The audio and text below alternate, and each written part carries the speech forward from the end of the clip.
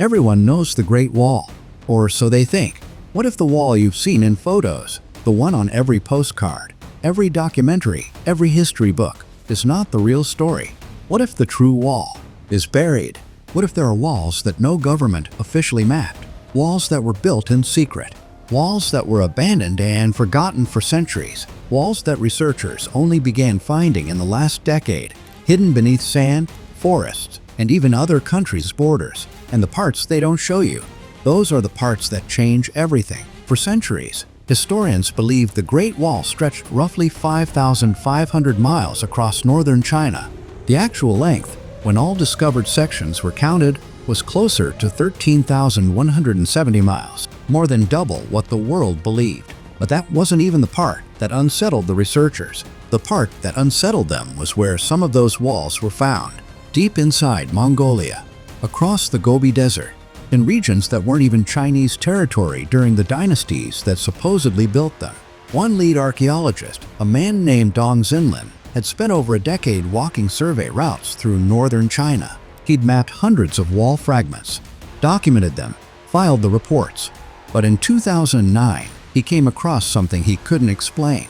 A wall section, clearly ancient, clearly man-made, running through a valley in Inner Mongolia that matched no known construction order. No dynasty had claimed it. No historical record mentioned it. It wasn't on any imperial map. It wasn't in any archive. It was just there. Dong reported it. His superiors reviewed it. And then the file was quietly moved to a restricted research category, not classified, but not publicly accessible either. His colleagues assumed it was administrative, a filing issue, nothing unusual. Dong didn't think so, because this wasn't the first time a wall section had disappeared into bureaucratic silence. It was the fourth, and each one had something in common, something that no one had yet been willing to say out loud. Show more.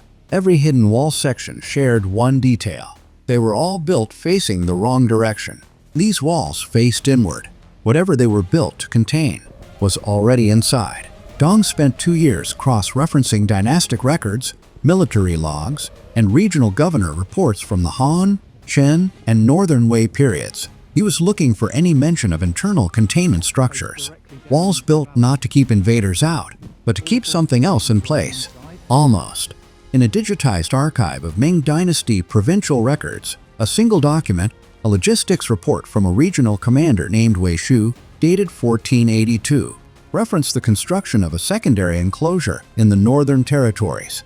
No coordinates, no explanation of purpose, just a materials list: stone, timber, iron brackets, and enough provisions to sustain a workforce of 3,000 men for 18 months. 18 months. For a wall that no official record ever acknowledged. Wei Shu never filed a completion report. After 1482, his name disappears entirely from the imperial record. Dong showed the document to a colleague at Beijing University. The colleague read it twice, said nothing, and handed it back. He told Dong to be careful about what he published, not because the document was fake, but because if it was real, and it appeared to be, then someone in 1482 had deliberately buried an entire construction project from imperial history. And the question wasn't how they did it. The question was why they needed to. Dong wasn't the only one asking that question. In 2014, a Hungarian-Chinese research team working under a joint archaeological agreement began surveying wall fragments in the Mongolian steppe. Fragments that had been spotted years earlier through satellite imaging, but never physically investigated. He had worked on wall surveys across Central Asia for over a decade. He was methodical, skeptical of sensational claims, and not easily rattled. But what his team found in that steppe valley rattled him. A wall wasn't just facing inward. It was layered.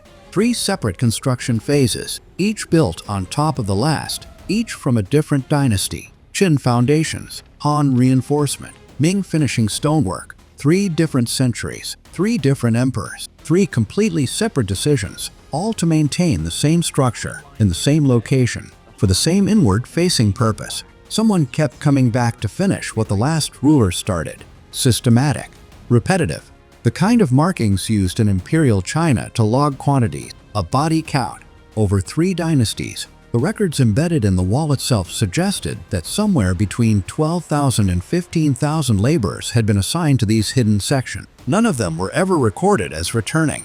He never received a response. His research visa expired 4 months later and was not renewed.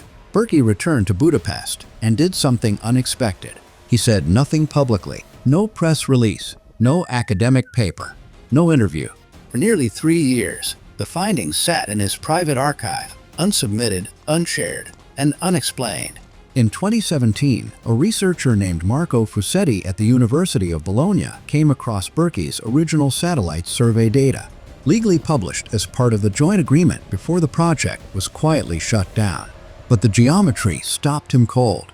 The wall sections visible in the satellite data weren't random.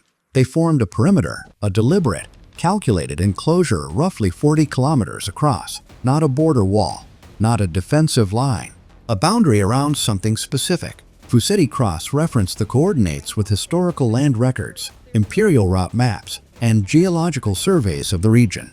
The enclosed area sat directly above one of the largest underground river systems in northern Asia, a vast subterranean water network that fed agricultural regions stretching deep into Chinese territory. Control that water, and you control the food supply of an empire. Lose control of it through contamination, through flooding, through deliberate sabotage, and millions of people starve. The hidden walls weren't built to contain an army. They were built to protect infrastructure so critical that even acknowledging its existence would have made it a target. The laborers who built it knew its location, its depth, its vulnerabilities. They could never be allowed to leave. Fusetti published a cautious, precisely worded paper in early 2018. It received almost no attention because 6 weeks after it was published, Dong Xinlin, the Chinese archaeologist who had started all of this, quietly disappeared from public record, just gone. Dong resurfaced 8 months later. A single post on a Chinese academic forum. No details about where he had been. No mention of his research. Just a brief note saying he had taken a leave of absence for personal health reasons and was no longer working in field archaeology. Not archived. Not restricted. Fusetti noticed.